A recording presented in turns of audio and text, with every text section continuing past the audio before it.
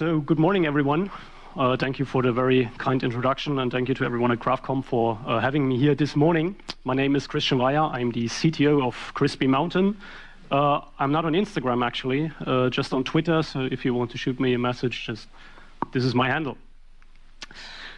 Crispy Mountain has been founded 7 years ago as a modern software studio that approaches businesses and tries to solve their process problems as well as their software problems. We joined the print industry community around 5 years ago, 4.5 years actually, so we're pretty new. But we have a very long-standing history with print because we are from Mainz, which is the city where Johannes Gutenberg invented modern book printing with movable types.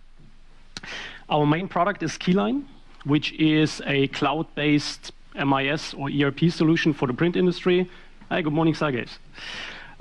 And it's the only platform one, I would say. So it's a cloud-based product, and basically we only have one instance, one database that runs all the clients and all the code. It's on the same system, which becomes important later in my talk, but I don't want to speak much about Keyline today. As most of you probably already know, Crispy Mountain has been acquired by Heidelberg, or merged with Heidelberg, on June 1st of this year. It's kind of an interesting time for me today because last year around this time we started the first talks, and we quickly realized that Heidelberg and Crispy Mountain more or less have the same vision for the print industry, and we figured, well, why not try to achieve those visions together instead of separately. But first of all, I would like to talk to you about television. Who of you owns a television set? Who has a TV at home? Who doesn't have a TV? That's interesting. There are always a few people, and I think that's not bad. Who has streaming television? And who watches only streaming television? That's getting more. So, what's so interesting about television? Well, I think it's when a new invention comes into market, we always have a succession of events that happens. At first, the invention is made, then it goes into the market, then large dissemination, everyone has it, and finally we realize the full potential of the product or the technology or whatnot. And television is a very good example, because it was invented in 1884, the first cathode tube that basically didn't show much. First real-world usage actually was during the 1936 Berlin Olympic Games, so it almost took 40-50 years, except for some aliens, because this was the first broadcast that actually left Earth's ionosphere. Except for some aliens, nobody was able to watch this, because in 1936 most people just didn't have a TV. The TV got widespread use in the 1950s, 1960s in America, and interestingly, the first television programs were made like radio shows, because nobody had any idea how to make a television program, right? It was brand new. Nobody knew how to do it. So we resembled what we knew, which was radio shows. Much like the first movies in movie theaters, like films, resembled the Greek theater. As I said, it became mainstream in the 1950s, 60s, and then crept its way up. And in the 1980s, basically every single household in the Western Hemisphere had a television set. This is why these guys proclaimed that video killed the radio star. And many people here are actually belonging to a generation which is called the MTV Generation, right? So television was pretty important. And you could say it realized its full potential at that point in time. And had I given this talk 10 years ago, that would probably have been right. Well, it actually didn't, right? Because then came Netflix, and we married communications technology with television. We had streaming, and if you look at the IMDb, which is a rating system for TV shows and movies, the best TV shows have been made in the last 10, 15 years. They call it the golden age of television. Is this the end of this technology? I don't know. All right, let's switch to computers. Computers were invented pre-World War II. During the war, they mostly were used to calculate ballistics trajectories and break codes. The first applications in government and businesses were mainframes in the 1950s, 1960s. Edison once famously said there's a world market for 8 computers. And now we laugh about this, but guy was right. He was not stupid, right? For mainframe of this size, of this configuration, yeah, maybe. He did not have the fantasy to realize that computers will shrink dramatically, though. large dissemination when were computers used in the wild, and I would say that was the start of the PC era, which was around my birth in the middle of the 1980s. And computers with graphical user interfaces like this one really helped drive that forward. Interestingly, when this computer was introduced, and I guess, I mean, most of you are pre-press folks, you know this machine pretty well because it revolutionized your industry as well. What the computer did was exactly the same thing that we did for television. It resembled things that we know. The television resembled radio programs, and the computer resembled a desk, a trash can, we have files, we have folders. So we put something familiar into the concept, right? And then realization of full potential, I would say, happened during the 2010s when actually mobile phones emerged. This is when my mother got a computer. She doesn't call it computer, she calls it mobile phone, but this is nothing different. And now 4 billion people on this planet are running around with access to the entire knowledge of the human race in their pocket, which is incredible, I think. And many are using it to send cat pictures around. So this was actually the first time that we got rid of this resemblance with real-world objects. On a cell phone, we don't have a desktop anymore. Until recently, we didn't have files. Apple reintroduced that now, but still, we have transitioned. We know now how to use digital devices, so we don't need these helpers anymore, right? So you could say that the full potential of this technology has been realized. And when you look at the title of my talk, at the title, then you will realize that I have a different opinion over here, because I don't think that we realize the full potential of information technology. And you know what? That's not a bad thing, because it's 2019. This stuff has been invented 70 years ago. The cell phone, the smartphone, has been invented a little bit more than 10 years ago, introduced a little bit more than 10 years ago. It's incredible how much has changed in that time. I was at a conference a couple of weeks ago, and somebody asked what was the most popular smartphone application during the German Football World Cup in 2006. And everybody was, oh, what was the most interesting app that they... Well, there were no apps. It was in 2006. Steve Jobs introduced the iPhone in 2007. That was 1 year later. It's incredible how quickly that happened. The problem, though, is that we have very good software in terms of leisure software that we use in our spare time. There is Instagram, there is Facebook, there is Tinder, there is whatever. The business world didn't keep up. And I think that we have 3 major problems in the business world in terms of software. Number 1 is user interface. This is the user interface of the Chernobyl reactor number 3 control room. It was not the cause for the disaster, but it certainly didn't help. Well, not this exact screenshot, but the general configuration. So you see, user interface and user experience is important. And what happened in the software industry, especially in the business software industry, and I'm looking at all the ERP systems out there, the user interfaces are terrible. Because most computer scientists who write code, programmers, they don't really think about user interface at all. The client always wants it all. I want this feature, I want that feature, this feature, this feature, that feature. They're all integrated. Most people don't take the time and step back and think about whether a feature is actually required or not. And they also think that it's very hard to say no to a client. Actually, Crispy Mountain says no to clients constantly since almost 10 years, and we're still here. So probably not the worst practice. So we need to pause and rethink user interfaces to make software humane again. The next thing is we have created lots and lots and lots of data graveyards, right? All the software that we are using stems from, or most software that we're using today in this industry stems from the early 90s. So it's not the fault of the people who programmed that software. It was just different times, and the requirements were completely different. And I will get to the requirements that changed a little bit later. But now we are in a situation that in a modern print shop, we have closed systems that are all on-premise, all different versions, sometimes even customized for that very shop. They don't talk to each other. Besides JDF and JMF, we don't really have a standard that allows different applications to talk to each other, which drives up costs for integration and makes it really cumbersome to get the entire value chain from quoting until logistics integrated into a single process. Which brings me to the last point, processes. There is a famous quote of the former Telefonica boss who said, if you digitize a shitty process, you will end up with a shitty digital process. Absolutely right. If you look at digitization, 70% is about people and about process, and 30% is about software. And that is how we spend our time. The coding is the last 30%. The first things that you have to do, you have to understand the process, and you have to stop copying the analog process like the radio shows did, right? Because if you only copy analog processes into a digital form, then you will lose all the advantages that a computer can give you. Every single one. And this is why I say we have not even scratched the surface of the potential of modern computing, right?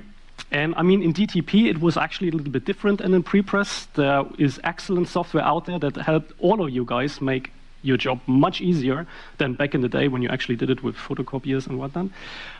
But basically, it has, in my opinion, stopped maturing at a certain point, and now there is a tsunami of change coming. And that's a good thing, because this is how the human brain looks like. One part is creativity, one part is analytical. I'm actually a neuroscientist, more or less by heritage, so this is not quite accurate. We are not sure whether this hemisphere concept is still correct, but anyways, that's a different topic. Why is the brain there? Because the way we are using computers now creates stupid, repetitive tasks. Mental, repetitive tasks that Karl Marx would have hated if he was still alive. So we are entering data from one system into another system because the systems don't talk to each other, right? That's completely ridiculous. There is one thing that the computer, machine learning, artificial intelligence, whatever, what the computer cannot replicate, and that's the right part here. It's creativity. Computers are not creative. Humans are creative. So for every single company out there, it would make sense to have their humans work on the creative problems while the computers work on the problems where you don't have to be creative. It actually is not the case, right? All of you are doing jobs on their computers that could be completely automated, but we are still doing it manually. This is actually what gets me out of bed every morning, because I want to improve that. Because I think that in 2019, human beings should not be required to do stupid, repetitive tasks on computers that a computer could do by themselves. Why is that all important for the print industry? And my philosophical considerations are nice, but how do you convince your boss of buying your software? It's 10 to 12 on that watch, but that's just a coincidence. It's more like to represent the challenge. So what has changed in the print industry? Back in the day, we had few big jobs with huge print runs, right? So production was key, and the administration, and administration for me is everything prepress as well as prepress, is quoting, is getting the goods that I need, like papers, colors, all the procurement, it's the accounting, it's the logistics, planning. That's administration. That's actually not where you make your money, right? You make your money during production and during logistics nowadays. So back in the day, we had a few big jobs, so it didn't really matter how long administration took. That changed. Now, the print runs are much smaller. Luckily for us, because otherwise nobody would be sitting in this room, the number of jobs has increased. So the overall capacity didn't go down that much. But we are faced with a completely different job landscape than we had 20 years ago. But we are still using the same software we used 20 years ago. If you look at the time spent for every single print job, these are the good old days. Administration is minuscule, and production was the big problem. Production was where time was spent. And then the productivity of production increased dramatically in the last 20 years with various technical improvements. I don't want to go into too much detail right now. This is how it looks today in most print shops that we see every single day. They only can work reactively. They have problems firing out the quotes quickly enough.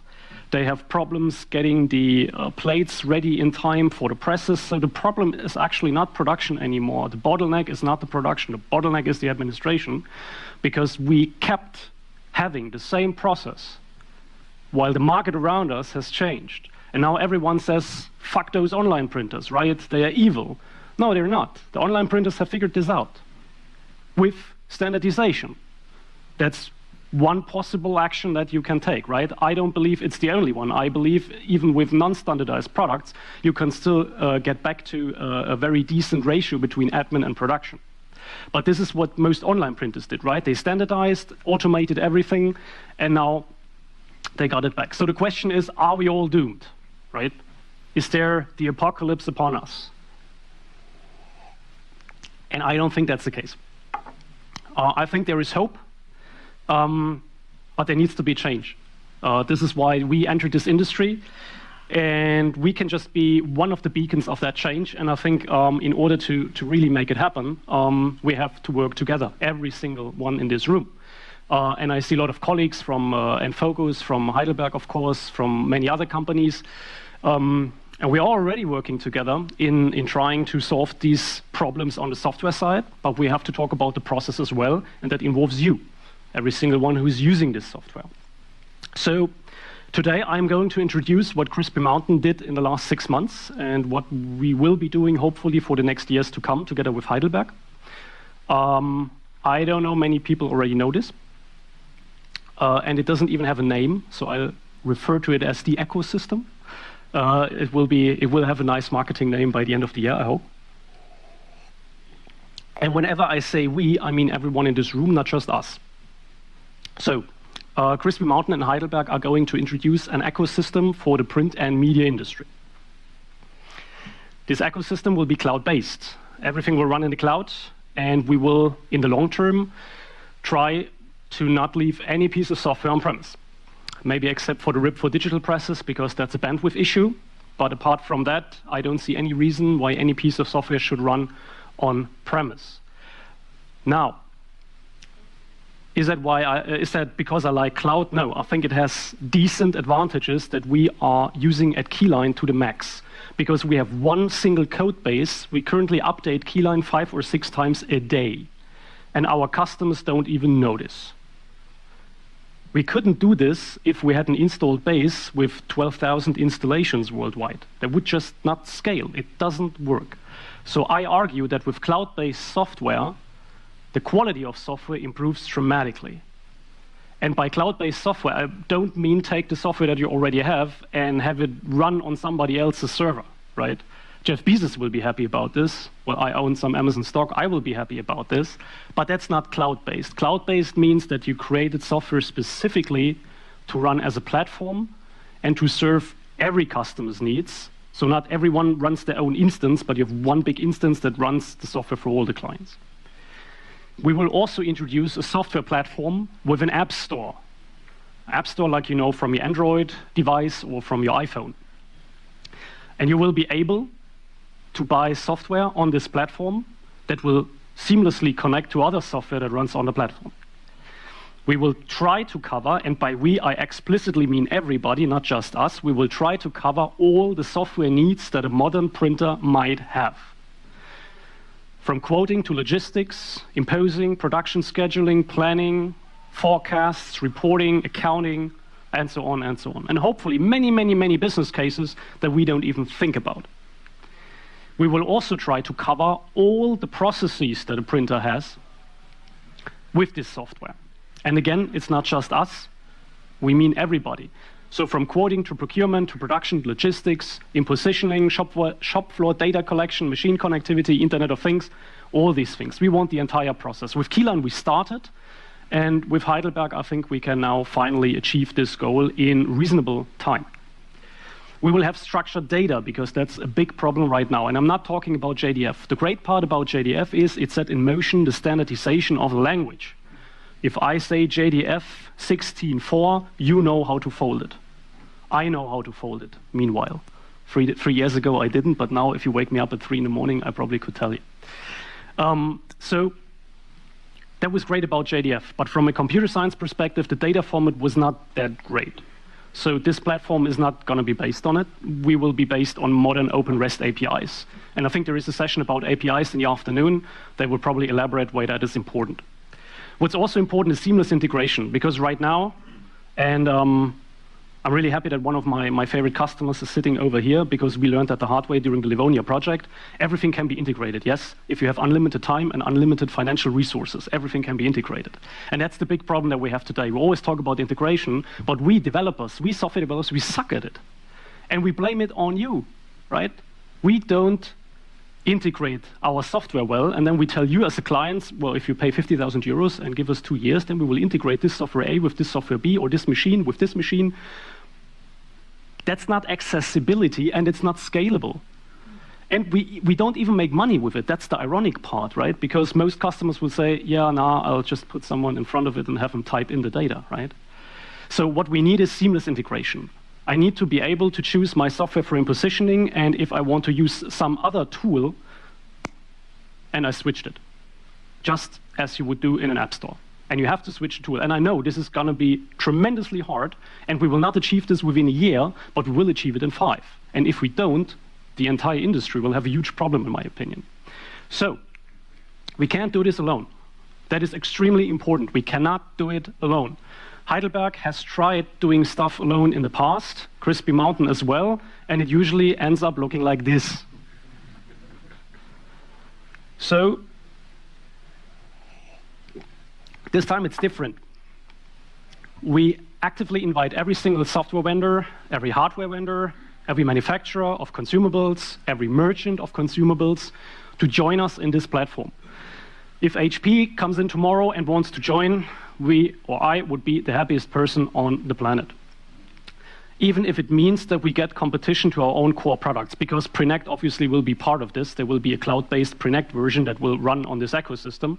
And if someone else has a better ganging solution than ours, put it on the platform. May the best win.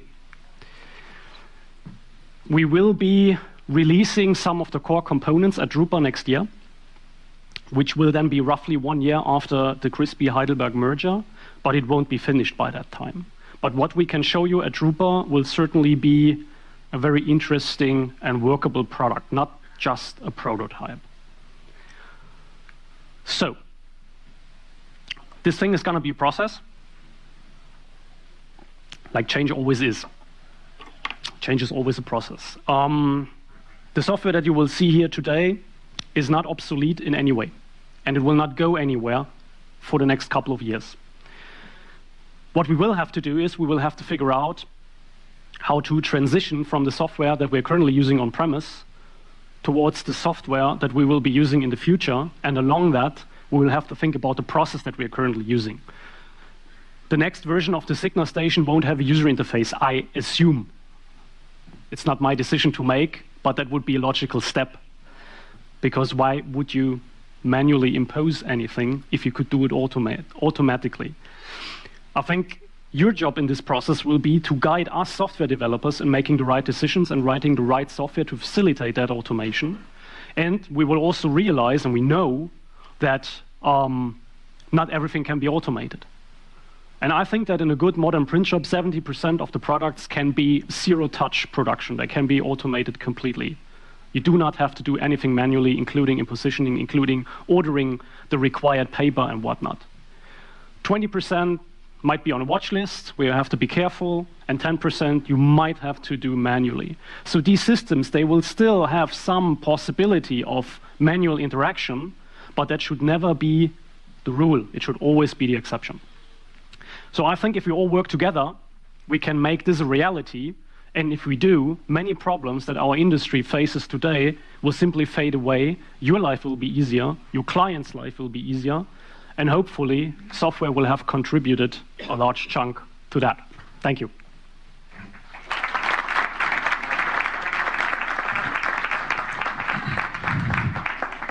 So we were thinking to start things in a fast and a very inspiring way. I hope we did that. So any questions for the speaker, spontaneously? Ola? So will HP join? I haven't talked to them about it. I think nobody has yet. It would be great if they would. But basically, to emphasize that point, Heidelberg tried to push some technologies in the market back in the day by doing that alone. And I think that everyone at Heidelberg realizes that was a mistake. And the future is open, and that is the only way. I think that most manufacturers in the print industry, be it software or be it hardware, cannot rest on the position anymore that they know it all and they can solve every single problem. That's just not realistic. And I think if we don't want the entire industry to fade away, because that will happen if we don't do anything, we will have to work together. Simple as that. Okay. Any other question? We have, as you know, we have a lot of people from the industry. EFI is here, Charlotte is here. We have, so there's not a shortage of people to talk to. So I really encourage everybody to talk to Christian, talk to each other, because this is happening. And a lot of these initiatives will come. And it's going to be so interesting to see who ends up. And we're going to continue this. So hopefully, and I haven't talked to you about this before, but I would like to extend an invitation for next year's Workflow Summit for you to come again. And please share with us what has happened since this time. Would that be... I absolutely accept. Thank you very much. I will be more happy than I am today. Very good. Ola, you hear that now? Yeah. Okay. Write it down. Write it down. So, if no other questions, we can save them for later. Please, when are you leaving, Christian? So we know you around 4, I think. 4 o'clock. So make sure to grab Christian before 4 o'clock. Okay. Thank you again. And I think we should give him a warm applause again.